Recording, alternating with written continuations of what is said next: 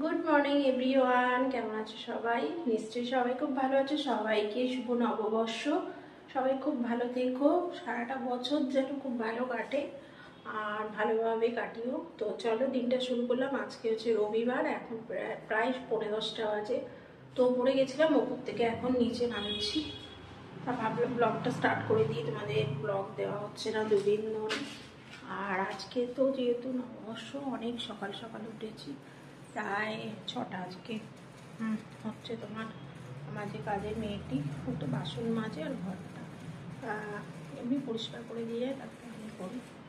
আর এদিকে সকাল সকাল আমার কয়েকটা মাল, ওই যে দেখতে পাচ্ছ ব্যাগের মধ্যে, তুমি দেখাই দাও, পরে দেখাবো। ওই যে দেখাচ্ছি হাত দিয়ে, ওই ফ্লিপকার্টে যেহেতু মাসকাবারি মাল অর্ডার দিই, সেটা চলে এসছে।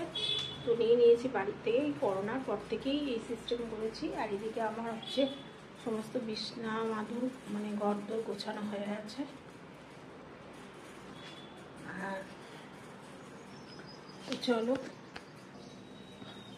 আর আজকে সকালবেলা পুজো টুজো দিয়ে নিয়েছি। বড় মানে তোমার বছরের প্রথম দিন, তো এই জন্য পুজো টুজো দিয়ে ব্রেকফাস্ট করে নিয়েছি। আজকে বানিয়েছিলাম তোমার এই চাউমিন একটু আর চা। এই দেখো চাটা খেতে খেতে ব্লগটা উপরে একটু গেছিলাম, দরকার ছিল। এই যে চা এখনো খাচ্ছি, আর এখন একটুখানি খাবার পরে রয়েছে। অলরেডি টেবিলে বসেছিলাম খেতে।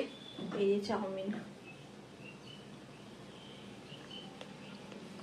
এই যে বাসন কুসন সব ধুয়ে দিয়ে গেছে, গোছাতে হবে। বাজারে গেছিলাম, এখানে হচ্ছে 3টে হচ্ছে দেশি মুরগির ডিম সেদ্ধ বসিয়েছি, ছেলে খাবে আর আমি।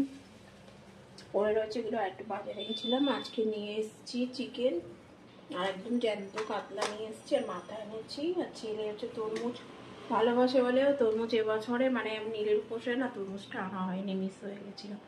সেই জন্যে তারা লাইটটা জেলে নেই। তো চিকেন তো অবশ্যই বানাবো, আর কি বানাবো দেখি, একটু দই কাতলা করার ইচ্ছা আছে। ডিমটা তুলে আসি। আর সবজি হচ্ছে তোমার ফ্রিজে রয়েছে, তাও একটু যেহেতু বাজারে গেলাম সবজি নিয়ে এলাম, একটু ঝিঙে, উচ্ছে, পটল, বেগুন আর কুমড়ো। আর এটা হচ্ছে দার্জিলিং টি। এটা যখন লাল চা খাই তখন হচ্ছে তোমার এটা এখানেই রাখি।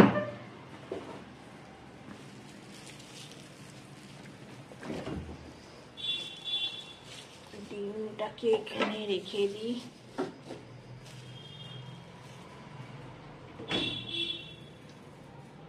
তো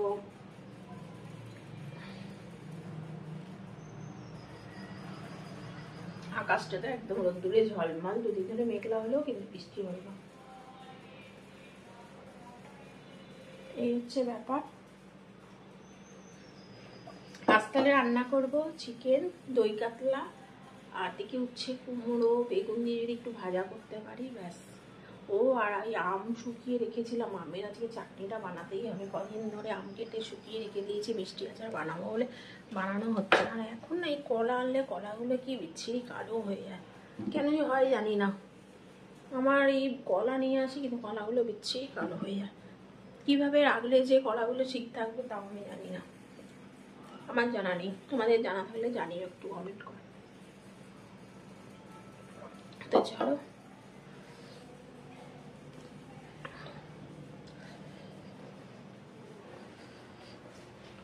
তো আমার ভিডিওটা যদি তোমাদের একটু ভালো লাগে তাহলে একটা লাইক করো, আর সাথে থেকো এইভাবে যেভাবে রয়েছো। তো চলো ব্লগটা এখানেই শেষ করছি, আবার তোমাদের সঙ্গে নেক্সট ভিডিওতে দেখা হবে। ঠিক আছে, খুব ভালো থেকো। এখন রান্নাবাড়ি করবো তারপরে। তো টাটা।